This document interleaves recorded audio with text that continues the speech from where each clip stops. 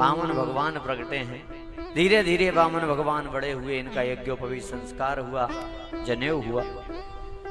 ब्रह्मा ने कमंडल दिया। जब जनेऊ होता है तो एक रीति है भिक्षा मांगने की, तो ब्रह्मा ने कमंडल दिया, अदिति मैया ने लंगोटी, कश्यप जी ने मेखला, सरस्वती ने रुद्राक्ष माला, भूमि ने पादुका, कुबेर ने भिक्षा पात्र, अन्नपूर्णा ने भिक्षा दी और बृहस्पति जी ने गायत्री मंत्र दिया। अब भिक्षा मांग के लाए और गुरु जी को देना, तो गुरु जी को दी। तो गुरु जी ने क्या कहा कि ये भिक्षा से मैं संतुष्ट नहीं हूं। क्यों? यदि राजा बलि का सर्वस्व मुझे ला दे तो मानू मेरा चेला। हाँ, तो तुरंत वामन भगवान ने छत्र लिया, कमंडल लिया, आसन चपेटी, माला ली और चल दिए। कहां? जहां राक्षसों के राजा बलि यज्ञ कर रहे हैं, मां नर्मदा का पावन तट भृगुकच्छ तीर्थ, जिसे हम आज भड़ूच कहते हैं। विशाल यज्ञशाला बनी है, बलि यजमान बने बैठे हैं। वामन भगवान पहुंचे, वेद ध्वनि मंत्रोच्चार चल रहा है। ओ भद्रं कर्णेभिः शृणुयाम देवा, भद्रं पश्येमाक्षभिर्यजत्राः, स्थिरैरङ्गस्तुष्टुवागुंसस्तनूभिर्वसेमहि देवहितं जदायुः। वेद ध्वनि मंत्रोच्चार और वामन भगवान पहुंचे। बलि की नजर पड़ी तो बलि दौड़ कर गए, चरणों में गिर पड़े। क्यों? मेरा यज्ञ सफल हो गया, एक ब्राह्मण पधार गए हैं। हाँ, याद रखना, आप भी जब कुछ करो, संत महात्मा पधार जाएं, ब्राह्मण पधार जाएं, इंद्र देवता जल वर्षा दें, तो समझ लेना आपका आयोजन सफल हो गया। हाँ, वामन भगवान पधारे। बलि ने कहा बताओ क्या दे दूं? वामन भगवान ने कहा भैया कुछ चाहिए नहीं, खैर मुझे तो बलि के दर्शन करना, बड़ा नाम सुना है। अब ये सुना तो बलि को अभिमान आ गया, क्या अपना नाम तो दूर दूर तक है रे। हाँ हाँ, मैं ही हूं महादानी बलि, बताओ क्या चाहिए। और जैसे अभिमान आया वैसे ही देवताओं ने सोचा काम बन गया, कमी आ गई, अभिमान। जो मुझसे दान ले जाता है खुद दानी बन जाता है। हाँ, पर वामन भगवान कह रहे हैं भैया कोई इच्छा नहीं, मैं ऐसा वामन हूं जो लेता नहीं। अब चलता हूं, आपके दर्शन हो गए।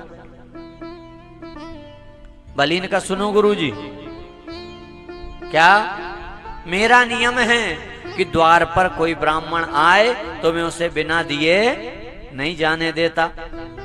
और वामन भगवान कह रहे हैं कि अपना नियम है कि मैं लेता नहीं। दोनों में बहस होने लगी।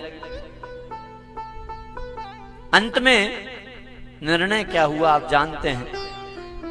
बलि ने कहा गुरुजी ऐसा कुछ कर लो कि दोनों का नियम नहीं टूटे। तो वामन भगवान ने कहा क्या, अगर देना है तो 3 पग भूमि दे दे मेरे ही पांव से। हाँ, मेरे ही पांव से। तो बलि को हंसी आ गई, बोले रे वामन के वामन, क्यों? अग्रिम पंक्ति बाणिया, मध्यम पंक्ति जाट, तर्क बुद्धि तुरकड़ा और वामन चौपट पाट। अरे रे वामन देख के तो मांगते, किससे मांग रहे हो? हाँ, वामन भगवान ने कहा नहीं भैया इतनी जगह लगती बस। तो बलि ने कहा नाप लो जहां से चाहिए हो, नाप लो।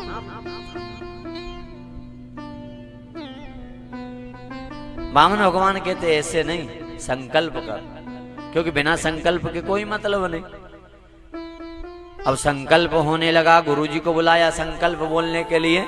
तो शुक्राचार्य जी आए, क्या दे रहे हो? बोले 3 पग भूमि, इनके ही पांव से।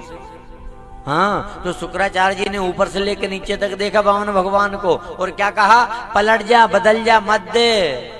क्यों मत दे? अरे ये वामन नहीं है, 53 है। हाँ, शुक्राचार्य जी कह रहे हैं एस बेरोचने साक्षात भगवान विष्णुरव्ययः कश्यपादितिर्जातो देवानां कार्य साधकः। ये कश्यप अदिति का बेटा है, विष्णु बनकर आया है, वामन बनकर। भगवान विष्णु रव्यय। तो बलि ने कहा और अच्छी बात है, अब संकल्प तो मन में ले लिया दूंगा, अगर भगवान है नहीं दूंगा तो युद्ध करके ले लेगा, और साधारण ब्राह्मण है तो 3 पग लेगा, कहीं से घाटा नहीं है। हाँ, शुक्राचार्य जी ने बहुत मना करा, नहीं मैं तो दूंगा। गुरुजी आपने ही सिखाया है, अगर कोई संकल्प ले लो और पूरा नहीं करो तो नरक मिलता है, ध्यान रखना। कोई भी संकल्प मन में बहुत सोच समझ के लेना चाहिए। हाँ, जरा सा छोरा को बुखार आया नहीं, वो नारियल मना दे और अच्छा हो जाए तो भूल जा, है ना। बहुत सोच समझ के संकल्प लो। शुक्राचार्य जी ने यह भी कहा कि नरक नहीं मिलेगा, पाप नहीं लगेगा, मैं कह रहा हूं, ध्यान से सुनना। 8 जगह बताई है शुक्राचार्य जी ने जहां झूठ बोलो तो पाप नहीं लगता। कौन कौन सी 8 जगह? स्त्रीषु नर्म विवाहे च व्रत्यर्थे प्राण संकटे गो ब्राह्मणार्थे हिंसायाम नानृतम स्यात् जुगुप्सितम। 8 जगह झूठ बोलो पाप नहीं लगता। कौन कौन सी? अपने प्राणों की रक्षा हो, किसी और के प्राणों की रक्षा हो, अपने धर्म की रक्षा हो, गौ माता की रक्षा हो, झूठ बोलो पाप नहीं लगेगा। फिर हंसी मजाक में झूठ बोलो पाप नहीं लगेगा। हाँ, भोजन की हमेशा प्रशंसा करो, कहीं भी भोजन करो ना, कैसे ही भी बना हो, पर हमेशा भोजन की प्रशंसा करना, क्योंकि वो प्रसाद है। हाँ, भोजन की कभी निंदा नहीं करना, भले ही झूठ बोलना पड़े। फिर आपके झूठ बोलने से किसी का विवाह पक्का हो जाए, विवाह हो जाए, तो भी झूठ बोलो पाप नहीं लगता। क्योंकि आपसे ही पूछेंगे ना कि फलानी जगह बात चल रही, कैसा छोरा, आप यही कहना 1 नंबर, भले 1 लक्षण नहीं हो। हाँ, तो पाप नहीं लगेगा। फिर कोई गुप्त बात आपको छिपानी हो, आइए रघुवंशी जी, आज पिपरिया से परम आदरणीय नारायण सिंह जी रघुवंशी, और आप भी नित्य निरंतर तीर्थ कथा से जुड़े रहते हैं, तो हम अभिनंदन करते हैं। हर तीर्थ कथा में आप जाते हैं लगभग। तो अपन कहां थे? कोई गुप्त बात छिपानी हो तो स्त्रियों से झूठ बोलो, पाप नहीं लगेगा। क्योंकि स्त्रियों को पता लग गया तो वो बात फिर गुप्त नहीं रहेगी। युधिष्ठिर का श्राप है इनको, क्या? इनके पेट में कोई बात नहीं पचेगी। हाँ, और इनको पता लग जाए ना, तो इनका कहने का तरीका भी बड़ा अजीब रहता है। अपनी खास ढूंढे बस कहने के लिए, खास, तो उसकी खास भी तो कोई होगी। हाँ, 8 जगह बताई हैं जहां झूठ बोलो पाप नहीं लगता, परंतु बलि नहीं माने। शुक्राचार्य नाराज होकर के चले गए हैं। वामन भगवान स्वयं संकल्प बोलने लगे, हाथ में जल ले रहे हैं तो जलपात्र की टोटी में शुक्राचार्य बैठ गए।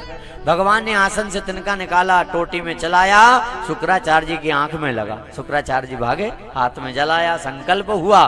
भगवान ने विराट शरीर धारण किया, एक पग में सारी पृथ्वी 10 दिशाओं को नापा, एक पग में सभी लोकों को नापा। बता तीसरा चरण कहां रखूं? तीसरा पग बहुत मैं करता था। तो राजा बलि ने अपना सिर झुकाया और कहा, गुरुजी तीसरा चरण मेरे मस्तक पर रखो। भगवान ने चरण मस्तक पर रखा, सुतल्लोक पहुंचाया, वहां का राजा बनाया है। हाँ, और भगवान चौकीदार बने हैं, कथा आप जानते हैं। भगवान हम जो कहना देव सोए, तो देव सोए नहीं, नीचे जाए चौकीदारी करने। हाँ, राजा बलि का कल्याण किया है। उसी के पश्चात सत्यव्रत जी की कथा आती है। भगवान ने मछली के रूप में दर्शन दिए और कहा, आज से 7वें दिन प्रलय आएगी, सप्तऋषियों के सहित नौका में बैठना, मैं मछली बनकर आऊंगा, मुझे पकड़ लेना, जो मैं ज्ञान दूंगा वो मत्स्य पुराण के नाम से विख्यात होगा।